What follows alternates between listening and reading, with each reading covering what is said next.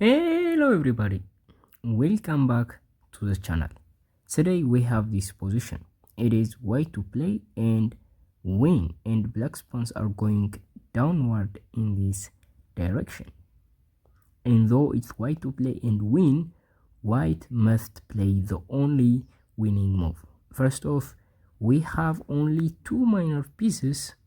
If we just lose one of them, we are going to get a draw or even lose the game. So just put that into consideration and guess the move by your own. Go ahead. Okay, I hope you did it well, by pausing the video. So we have a couple of moves to try, a couple of candidate moves, but before I said anything else, let me clarify a little bit so that you'd understand the idea of this puzzle. The first thing is we have two minor pieces. With two minor pieces, with a bishop and a knight, or two bishops, you can deliver checkmate. You can force a checkmate against the enemy king, of course with the help of your king. But if you lose one of them, it would be insufficient material and you wouldn't win the game, and the game would declare a draw.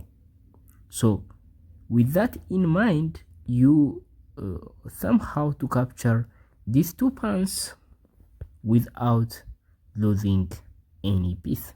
So that is the idea of the growth idea of this puzzle. So we can move with a bishop like this, but black would play king to g1, and yes, we are defending the promotion square, but what else can we do? Black is going to promote on the next move, and like I said, there is no way we can win this if we lose the pawn, right? If we lose a piece, right? So now we have sacrificed the bishop for the queen, and that would leave us with only a draw. So bishop to d5 check is not the correct move. So what else can we try? Maybe we can try moving to e3 with a knight. That looks nice move. Well, that is not the correct move either, because now black will play king to g1, again threatening to promote on the next move. Yes, you can defend the promotion, but at the end of the day you have to sacrifice the bishop for the pawn, and yes, you can capture this pawn safely, but even you can't win with only a knight, right? So that is the headache that we are facing right now, and this is not the correct move. Bishop to d5 check is not the correct move. The correct move is to play knight to c3.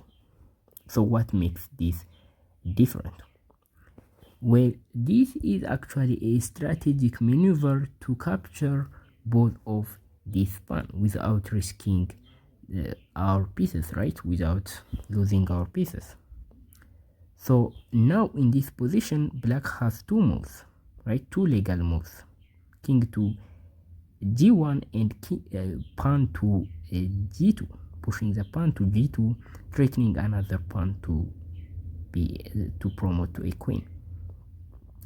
I will show you what would happen if black plays each. So the easiest one is playing king to g1. This is going to be the easiest for us, right? It doesn't have a lot of process. All you have to do is just give this check, and now black has to move aside like this, otherwise this would result in a checkmate, right? Black has to move to a safe square, right? Black has not to trap itself. So black will move to f5 to f2 or to f1, it doesn't really matter. We capture the pawn, the g3 pawn with our knight, and if you had a chance to look at it, we are defending the promotion square. And now black can just play king to g1 and protect the promotion square, but we can defend that by playing bishop to d5.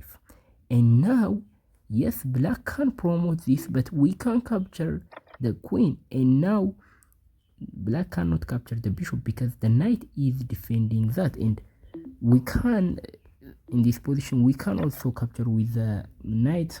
It's similar thing. The idea is the square is defended by two pieces first, and now the king wouldn't capture that, and we are going to win the game. So what else can black do in this position? Black can't move the king because we simply capture the pawn with our king, and this is going to be the easiest, like I said, if black moves to g1 in this position.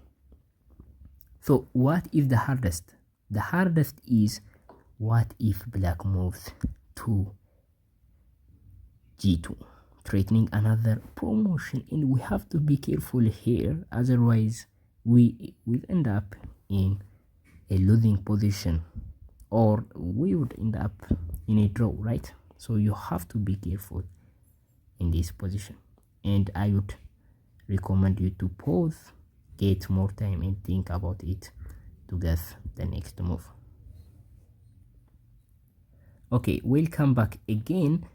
If you say bishop to d5, pinning the pawn, you are absolutely wrong, because in this position, once again, black can move the king to d1, and now you can capture this. The funniest thing about this is you can capture this, but black would get a queen, and that comes with check. You have to capture the queen, and this is going to be once again a draw. And in this position, you may probably play this move, but black would play king to f2, and you can't capture this actually, because the knight would fall, right? The knight would fall behind, and you can't ignore this either, because black would promote on h1. So it's a pressure for you. You have to do one of it. You have to give up the knight, and this is just a draw. So that is the hard. I say that is hard for a reason, and the move in this position is not to d3, d5 I mean, but to c4. Bishop to c4 is the correct move. So what are we doing in this position? Well, now if you had a chance to see that, black can move two moves as well, right? Pawn to g1 and king to g1. So if black moves the king, we play knight to e2, and that is defended by the bishop. That is the first reason why we put the bishop on c4, and now we can capture the h pawn. And notice in this position we are defending the promotion square with two pieces, right, with the king and the knight. So the king, now if black wants to promote, black can't do that because we can simply capture with the knight safely. So that is the idea, and black cannot attack our bishop, right? There is no way to do that. Everything is defended, and black is going to lose the game that way. So that is what would happen if black moves the king. If black promotes, what we are going to do is play bishop to d5, and it's a check. Black must block.